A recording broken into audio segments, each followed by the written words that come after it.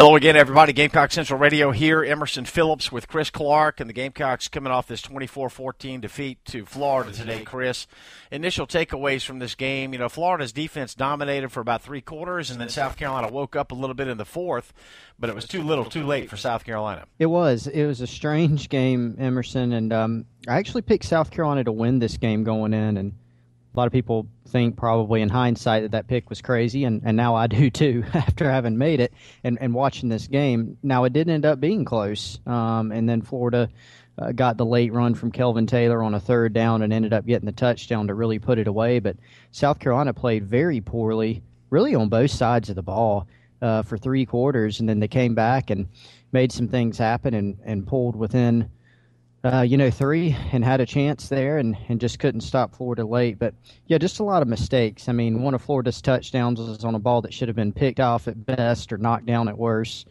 They let Treon Harris make some throws that weren't even great decisions but still paid off. Couldn't get enough pressure.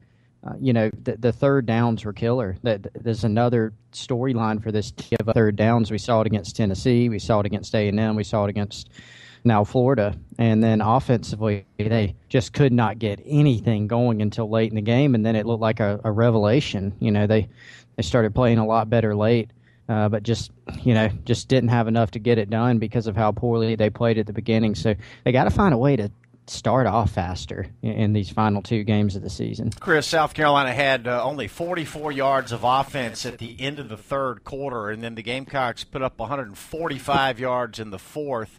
And Florida, led 17-0 going into the fourth quarter. So it was the second week in a row that the Gamecocks had trailed 17-0, and they tried to come back and actually made a ball game of it for the second week in a row. But again, a little bit slow getting out of the gate. That's been a theme this year. The Gamecocks have not led at halftime all year, and now we're down to the final two games of the regular season. So why do the Gamecocks, in your opinion, continue to struggle out of the gate in these ball games, and what's left for South Carolina to accomplish with two games left to play? Yeah, it's sort of inexplicable on how they've started so slow but then sort of rallied and played better. And I don't think anybody can really put his or her finger on it as to why it's happened. Against Tennessee, look, I think a lot of it, just to back up for a second, I mean, these are quality opponents they played. Now, is Texas A&M or Tennessee an extremely good team? No, but they're capable teams, and if you don't play well, they can beat you.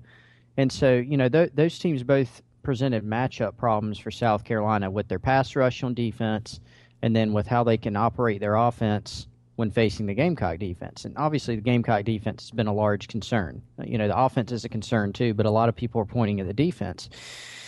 They are both the problem today. So, when you go back and you just look, I think you look at the Tennessee game, well, they didn't start off very well because they just weren't playing well, and they didn't pressure the front against Tennessee or anything like that. They didn't really do a lot different. When they started, making some different calls and then just executing better, they played better against Tennessee, but they still gave up too many third downs, and that's where we saw Tennessee have success on third down with passing the ball. Today it was just not finishing plays. It's not like Florida lit it up on offense. I mean, they had 17 points going into the fourth quarter. But, just the inability to get off the field on third down. They had a chance to get the ball back down three with a third, and I think it was a third and medium.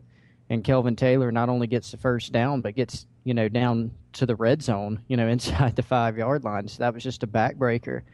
Offensively, I think it's the story. Each game tells its own story, but today it was just, look, Florida's defense is really, really good.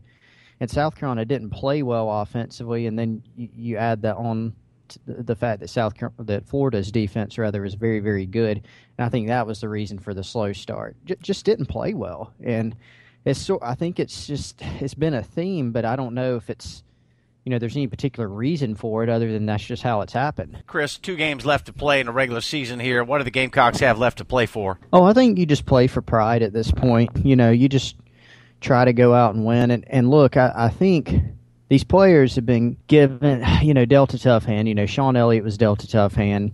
They are trying to turn a season around at the midway point, or they were trying to turn a season around at the midway point that had not gone very well at all. And then, there's a coaching change, which they have responded better, I think, Daly, and been more competitive than people would expect them to. But they had a second half of a schedule that was difficult. I mean, 2 road games, then you play the guys who are the SEC East champions and only lost 1 game all year to LSU. And then you got to play the Citadel, who's an FCS team, but they run the option and they're a good team, pretty good team. And then you got to play Clemson, who's number 1 right now. So, I mean, that's a tough challenge. It doesn't matter who you are. The Gamecocks could be a top 25 team, and that would be a fairly difficult schedule. It's not making excuses or anything. It's just sort of giving a dose of reality to it. So, there's not really a great deal left to play for, although, you can get yourself into position to turn some heads, I guess, at the end of the season.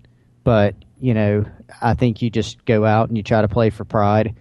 You try to go beat the Citadel, and then you really gear up for a game against Clemson where you could potentially play spoiler and get a rivalry win that, shoot, for all the bad in this season, I mean, that would be a monumental victory.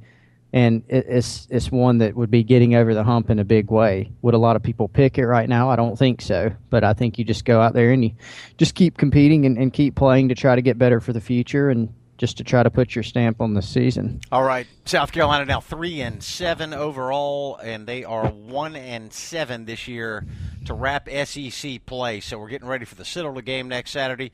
Noon kick at Williams-Brice. Chris, I know you got a lot going on this weekend. We appreciate your time here on Gamecock Central Radio. All right. Thanks, Emerson. We'll talk to you next week. For Chris Clark, I'm Emerson Phillips. Thanks for joining us on Gamecock Central Radio.